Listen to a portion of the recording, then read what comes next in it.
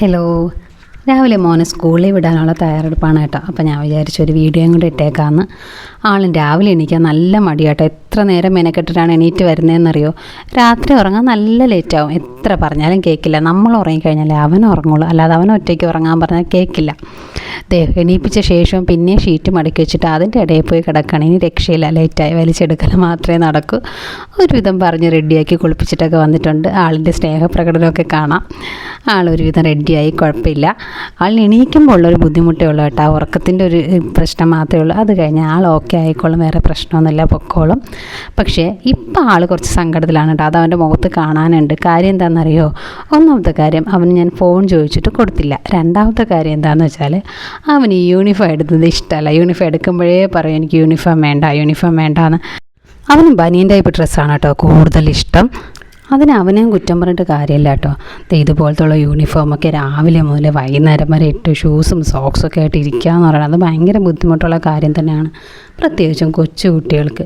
പിന്നെ നമുക്ക് വേറെ നിവർത്തിയില്ല, അംഗീകരിച്ചേ പറ്റുള്ളൂ. ഇവിടുത്തെ സിസ്റ്റം ഇപ്പോൾ ഇതായതുകൊണ്ട് നമുക്ക് ഒന്നും പറയാൻ പറ്റില്ല, ഇട്ടേ പറ്റുള്ളൂ. പിന്നെ ടീച്ചറിനെ കുറച്ച് പേടിയുള്ളതും കൂടെയാണ് കേട്ടോ അവൻ ഇടുന്നത്. അപ്പോൾ റെഡി ആവുകയാണ്. ആളിപ്പോൾ കുഴപ്പമില്ല, ഓക്കെയാണ്. ഞാൻ 2 വയസ്സ് മുതൽ മോനെ പ്ലേ സ്കൂളിൽ വിട്ട് തുടങ്ങിയതാണ് കേട്ടോ. ആൾ എണീക്കുമ്പോൾ ഉള്ള കുറച്ച് ബുദ്ധിമുട്ട് മാത്രമേ ഉള്ളൂ. അന്ന് മുതലേ അങ്ങനെ തന്നെയാണ്. എണീറ്റ് റെഡി ആയിക്കഴിഞ്ഞാൽ അവൻ ഓക്കെയാണ്, ഹാപ്പിയാണ്. ഇപ്പോൾ അവൻ ആൾ ഹാപ്പി ആയിട്ടുണ്ട്. അത് അവൻ്റെ മുഖത്ത് കാണാനുണ്ട്. പിന്നെയുള്ള ഉപകാരം എന്ന് വെച്ചാൽ സ്കൂളിൽ പോകുമ്പോൾ കൊണ്ടുവന്ന് ഭക്ഷണം അവിടെ കഴിക്കും കേട്ടോ. ഇവിടെയാണെങ്കിൽ ഭയങ്കര മടിയാണ്.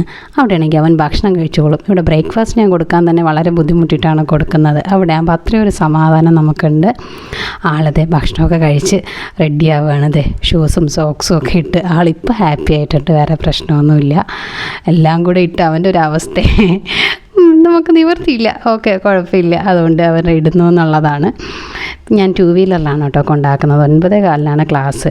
2 വീലറിലായതുകൊണ്ട് തന്നെ ഹെൽമെറ്റ് യൂസ് ചെയ്യാറുണ്ട്. ചെറിയ ദൂരമായാലും ഞങ്ങൾ അവന് ഹെൽമെറ്റ് യൂസ് ചെയ്യാറുണ്ട് കേട്ടോ. ഹെൽമെറ്റ് നിർബന്ധമാക്കുന്നതിന് മുന്നേ ഞങ്ങൾ അവനെ യൂസ് ചെയ്ത് തുടങ്ങിയതാണ് കേട്ടോ. അവൻ്റെ സേഫ്റ്റി നമ്മൾ നോക്കണമല്ലോ.